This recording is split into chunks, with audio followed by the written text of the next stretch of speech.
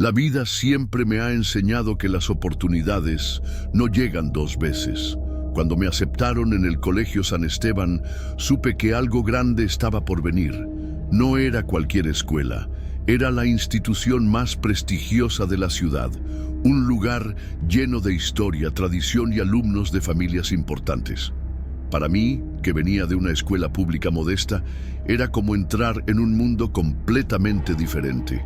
Desde el primer día, el colegio me impresionó. Sus largos pasillos de piedra, las enormes puertas de madera y el silencio casi sagrado en los corredores me hacían sentir en un lugar sacado de otra época.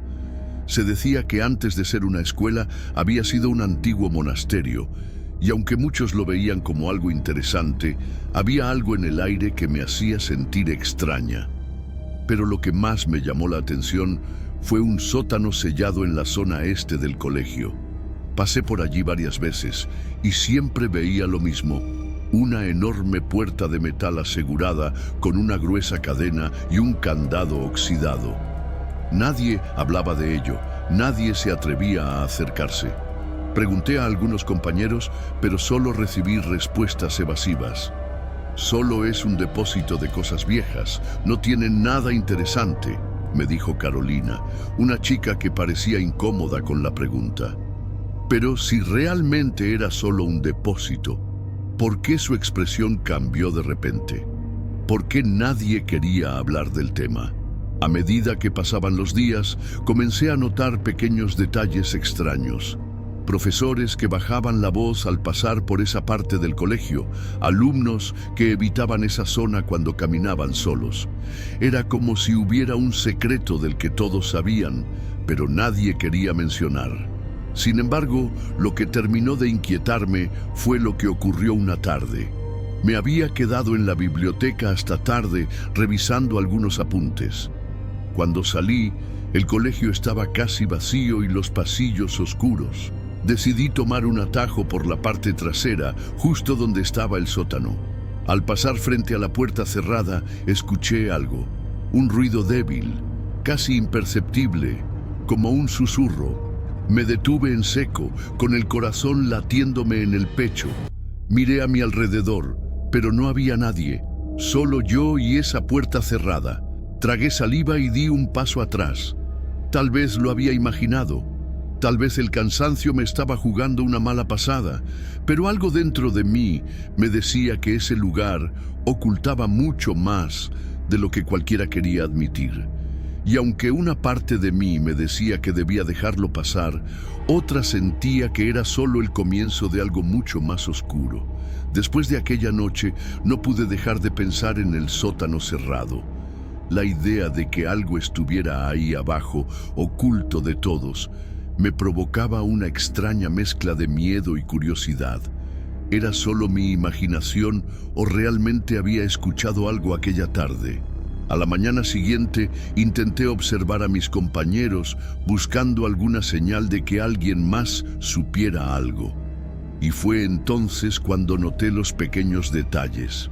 La forma en que los alumnos evitaban pasar por esa parte del colegio, cómo algunos profesores cambiaban de tema cuando alguien preguntaba sobre los orígenes del edificio. Algo no encajaba. Aproveché la hora del almuerzo para volver a preguntar. Me acerqué a Natalia, una de las chicas más extrovertidas del grupo, y fingí que solo tenía curiosidad por la historia del colegio. Dicen que este lugar fue un monasterio, ¿cierto? Pregunté con un tono casual. Ella asintió, pero su expresión cambió cuando mencioné el sótano. Bajó la voz y me miró con seriedad. No deberías hacer preguntas sobre eso, Andrea. Es mejor dejarlo así. Pero, ¿por qué? Insistí. Porque cada vez que alguien intenta averiguar demasiado, algo extraño ocurre. Susurró, mirando nerviosa a su alrededor. Su respuesta solo hizo que mi curiosidad aumentara. Algo dentro de mí me decía que debía seguir investigando. Esa misma tarde, decidí quedarme después de clases. Si quería respuestas, tenía que buscar en los archivos del colegio. La biblioteca tenía registros antiguos, y si ese sótano había sido parte de algo más, Seguramente encontraría alguna pista. Esperé a que la mayoría de los alumnos se fueran y entré en la biblioteca. Caminé hasta la sección de documentos históricos y comencé a revisar. Al principio, solo encontré información sobre la fundación del colegio y su época como monasterio. Pero después de unos minutos, un nombre llamó mi atención en uno de los registros. Era una lista de alumnos expulsados hace más de 30 años. La mayoría tenía razones normales: mal comportamiento, malas notas. Pero hubo un detalle que me puso la piel de gallina. Unos cuantos nombres no tenían motivo de expulsión, solo desaparecieron. Mi mente comenzó a llenarse de preguntas. ¿Por qué sus nombres estaban ahí sin una razón? ¿Qué les había pasado y por qué nadie hablaba de eso? De repente sentí un escalofrío en la nuca. Alguien me estaba observando. Levanté la mirada lentamente y vi a un profesor parado en la entrada de la biblioteca. Era el profesor Ramírez, el encargado de disciplina. Su mirada era severa y su expresión me dejó claro que había visto lo que estaba investigando. «Es tarde, Andrea. Es hora de que te vayas a casa», dijo con voz firme. Cerré el libro lentamente y asentí, sintiendo cómo mi corazón latía con fuerza. Algo estaba pasando en este colegio, algo que no debía descubrir, pero ya era demasiado tarde. No podía sacarme de la cabeza lo que vi en la biblioteca. Nombres de estudiantes que simplemente desaparecieron. Algo estaba pasando en este colegio, algo que todos parecían querer ignorar o quizás ocultar, pero yo no iba a quedarme con la duda. Al día siguiente me acerqué a Joaquín y Diego, dos compañeros con quienes tenía más confianza. Les conté lo que había encontrado en los registros y la reacción de cada uno fue distinta. «Eso es ridículo, Andrea. Tal vez solo se fueron del colegio y por eso aparecen como expulsados», dijo Diego, intentando quitarle importancia. Joaquín, en cambio, se quedó en silencio por varios segundos. «Mi abuelo estudió aquí en esa época», susurró finalmente. Nunca quiso hablar de sus años en San Esteban. Decía que era un lugar con reglas crueles y que algunos alumnos nunca volvían a casa. Sus palabras me dieron un escalofrío. ¿Podría estar relacionado con el sótano? Sabía que no podía investigar sola. Necesitaba ayuda, así que convencí a Joaquín y a Diego de que debíamos buscar más información. Natalia también se unió al grupo, aunque estaba aterrada con la idea. Esa misma tarde, después de clases, nos reunimos en la biblioteca y comenzamos a revisar más documentos. Buscábamos cualquier pista sobre el sótano cerrado y lo que pudo haber sucedido con los alumnos desaparecidos. Fue entonces cuando Diego encontró algo. «Miren esto», dijo, señalando un recorte de periódico viejo. Nos acercamos y leímos en voz baja. Era un artículo de hace más de 30 años. El titular decía: «Misteriosa desaparición de estudiante en Colegio San Esteban». Había una foto en blanco y negro de un joven llamado Emilio Vargas. Según el artículo, había sido un alumno ejemplar hasta que, una noche, desapareció sin dejar rastro. El colegio nunca dio una explicación clara. Y luego, otro artículo similar, de 3 años después. Otra desaparición, otro estudiante. Las fechas no coincidían, pero el patrón sí. Natalia se llevó una mano a la boca. Es como si cada cierto tiempo alguien desapareciera. Un escalofrío recorrió mi espalda. Cerré el libro de golpe. Sentí la misma sensación que tuve en la biblioteca la otra noche. Alguien nos observaba. Me giré rápidamente, pero no vi a nadie. «Tenemos que averiguar qué hay en ese sótano», dije en un susurro. Los demás me miraron con incertidumbre. Estábamos jugando con fuego, eso era obvio. Pero ahora que sabíamos que algo terrible ocurrió en este colegio, ya no podíamos dar marcha atrás. Si había secretos enterrados bajo el San Esteban, nosotros íbamos a descubrirlos. Lo que no sabía era que ese deseo de respuestas nos pondría en peligro más rápido de lo que imaginábamos.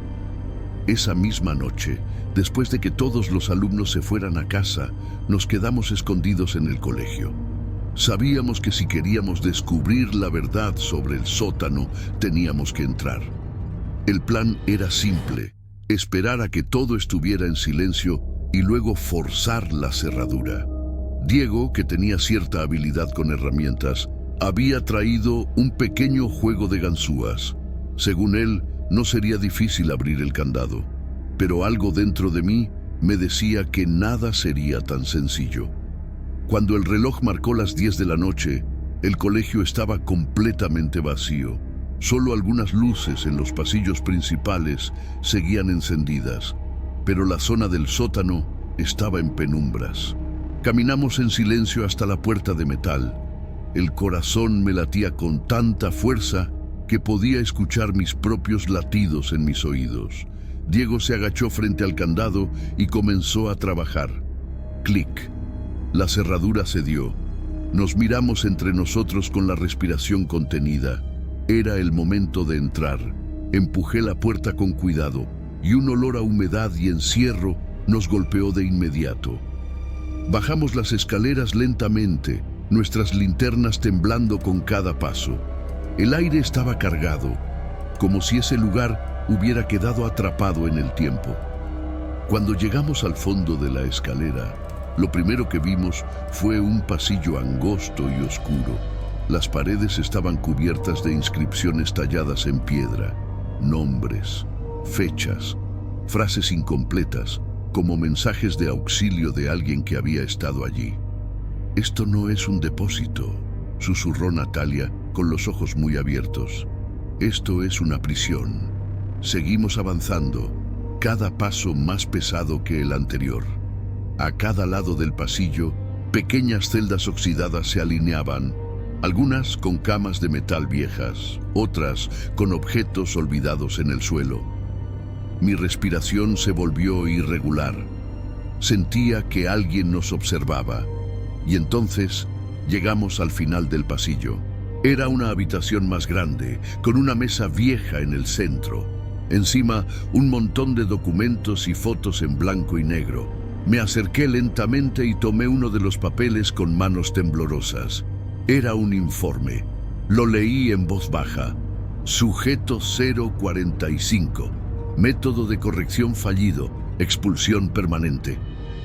Joaquín tragó saliva. ¿Expulsión permanente? ¿Qué significa eso? No respondí. No quería decirlo en voz alta, porque la verdad era obvia.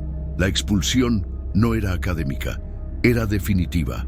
Antes de que pudiera reaccionar, un ruido seco se escuchó detrás de nosotros. Un portazo. Nos habían encerrado ahí dentro.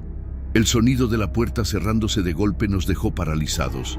Por un instante, ninguno de nosotros pudo moverse. El eco del portazo resonó en el pasillo oscuro, como un recordatorio de que habíamos cruzado un límite del que tal vez no podríamos regresar. Natalia fue la primera en reaccionar. Corrió hacia la puerta y la golpeó con fuerza. «¡Déjennos salir!», gritó con desesperación, pero no hubo respuesta, solo el silencio absoluto que nos rodeaba. Diego enfocó su linterna hacia el suelo, intentando mantener la calma. «Tal vez fue el viento». «No hay viento aquí abajo», murmuré, sintiendo un escalofrío en la nuca. Mis ojos volvieron a la mesa. Había más documentos, más nombres tachados, más registros de expulsiones permanentes. En ese momento, entendí que lo que habíamos encontrado no era solo una historia antigua. Esto era un patrón. Cada 3 o 4 años, un estudiante desaparecía sin dejar rastro. El colegio nunca daba explicaciones, nunca había culpables. Y todo parecía estar relacionado con este sótano. Joaquín, con el rostro pálido, se acercó a la pared más lejana y levantó su linterna. Las marcas en la piedra no eran solo nombres. Había mensajes, frases escritas con desesperación. «No confíes en ellos, nos están observando. Si encuentras esto, corre». El aire se volvió más denso, más pesado, y entonces lo escuchamos. Un sonido. No provenía de la puerta ni del pasillo por el que habíamos llegado. Venía de una de las celdas vacías, un rasguño suave, como si algo o alguien se estuviera moviendo en la oscuridad. Diego levantó la linterna lentamente. La luz iluminó la celda por un segundo, pero no vimos nada. «Vámonos de aquí», susurró Natalia con la voz temblorosa. Pero justo cuando intentamos retroceder, la luz de todas nuestras linternas parpadeó al mismo tiempo. Y en esa fracción de segundo en que todo quedó en tinieblas, escuchamos pasos acercándose. No éramos los únicos allí abajo. Mi corazón latía tan fuerte que apenas podía escuchar otra cosa. Los pasos seguían acercándose. No podíamos ver nada, pero sabíamos que había alguien allí. Natalia respiraba agitadamente, aferrándose a mi brazo. Diego intentó iluminar el pasillo con su linterna, pero la luz titilaba como si algo estuviera interfiriendo con ella. «¿Quién está ahí?», murmuró Joaquín, su voz quebrada por el miedo. No hubo respuesta, solo más pasos. Diego sacó su teléfono, tratando de encender la linterna, pero la pantalla estaba en negro. No puede ser, no hay señal. El miedo nos paralizaba, y entonces los pasos se detuvieron. El silencio fue aún peor, porque ahora no sabíamos dónde estaba. La oscuridad era sofocante. Podía sentir cómo el aire en el sótano se volvía más pesado, como si algo invisible nos rodeara. Joaquín intentó empujar la puerta, pero seguía cerrada. No había salida. «Tenemos que escondernos», dije, sin pensar demasiado. Nos apresuramos a meternos en una de las celdas más alejadas, agachándonos entre los escombros viejos. Intenté controlar mi respiración, pero la adrenalina me estaba consumiendo. Entonces, en el silencio más absoluto, se escuchó un susurro, muy cerca de nosotros. No debieron venir aquí. Mis manos temblaban. No podía ver nada, pero sabía que no estábamos solos. Natalia comenzó a sollozar en silencio. Diego le tapó la boca con suavidad, rogándole con la mirada que se quedara en silencio. Fue entonces cuando las linternas volvieron a encenderse de golpe, y por un segundo lo vimos. Una sombra alta y delgada, de pie en el pasillo. No se movía, solo nos observaba. No pensé, no lo dudé, corrí. Joaquín y Diego me siguieron, arrastrando a Natalia con ellos. La puerta ahora estaba entreabierta. La empujamos con todas nuestras fuerzas y salimos al pasillo principal. Corrimos por las escaleras sin mirar atrás. Podía sentirlo siguiéndonos. Cuando finalmente llegamos arriba, cerramos la puerta de golpe y le pusimos el candado. El silencio volvió. Nos miramos entre nosotros, temblando, con el miedo aún impregnado en la piel.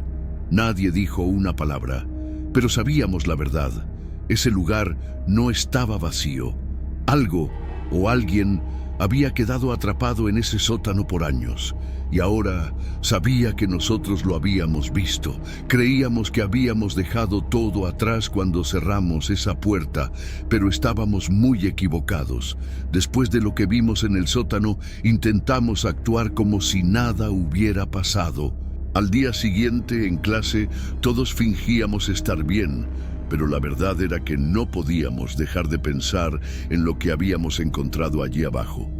No podíamos ignorarlo, pero alguien nos estaba observando, y lo sabía. La primera señal fue sutil. Al abrir mi casillero, encontré un papel doblado en el interior. «Dejen de buscar, esto no es un juego». Mi estómago se contrajo. Alguien sabía lo que habíamos hecho. Corrí hacia Joaquín, Diego y Natalia para contarles, pero sus rostros ya me decían que ellos también habían recibido lo mismo. «Nos están advirtiendo», murmuró Natalia, con los ojos llenos de miedo.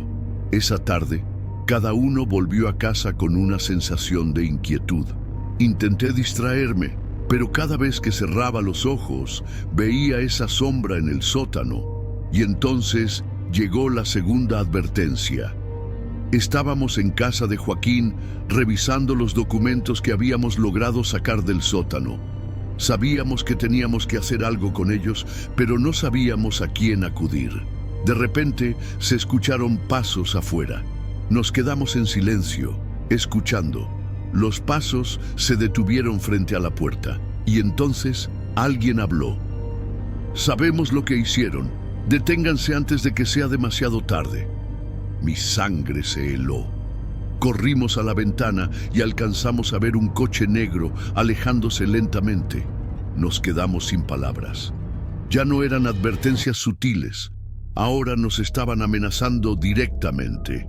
¿Quién diablos nos está siguiendo?, susurró Diego, su voz temblorosa. No lo sabíamos, pero algo era seguro. Nos querían callar. Y lo que nos aterraba aún más era que esa amenaza podía venir de cualquier persona del colegio, incluso de alguien en quien confiábamos. El miedo se convirtió en un peso constante sobre nosotros. No podíamos dormir bien, no podíamos concentrarnos en clase. Cada sombra, cada movimiento extraño nos hacía sentir observados. Sabíamos que habíamos descubierto algo peligroso, pero quedarnos en silencio significaba aceptar el miedo. No podíamos permitirlo. «Tenemos que hablar con alguien», dije finalmente, rompiendo el silencio en una reunión secreta en casa de Natalia. Joaquín me miró con incredulidad. «¿Y a quién se lo vamos a decir? ¿A los profesores? ¿A la policía? ¿Y si están involucrados?». Ese era el verdadero problema. No sabíamos en quién confiar. Pero entonces Diego sacó su teléfono y puso sobre la mesa las fotos que habíamos tomado de los documentos y del sótano. No necesitamos confiar en nadie, solo tenemos que hacer público lo que sabemos. La idea era peligrosa, pero era nuestra única opción. Si lo exponíamos, ya no podrían amenazarnos en secreto. El colegio entero sabría la verdad. Esa noche decidimos subir toda la información a internet. Fotografías, documentos, incluso una grabación de lo que había ocurrido en el sótano. Era nuestro seguro. Si algo nos pasaba, todos sabrían por qué. Pero justo cuando terminamos de preparar todo, escuchamos un ruido en la ventana.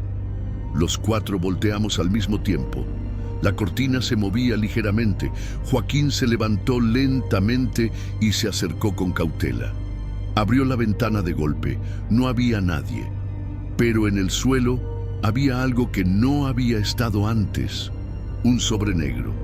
Natalia lo recogió con las manos temblorosas y lo abrió. Sacó un solo papel y leyó en voz baja: «No hay más advertencias. La próxima vez será definitivo». Nos quedamos en silencio, sintiendo cómo el miedo nos invadía por completo. «No hay vuelta atrás», susurré, y con un solo clic subimos la información. Ahora todo estaba en manos del mundo. La publicación se volvió viral en cuestión de horas. Al día siguiente, todo el colegio hablaba de lo que habíamos descubierto. Los documentos, las fotos, los nombres de los estudiantes desaparecidos, nada podía ocultarse más. Pero no tardaron en llegar las consecuencias. Cuando llegamos al colegio, el ambiente era tenso.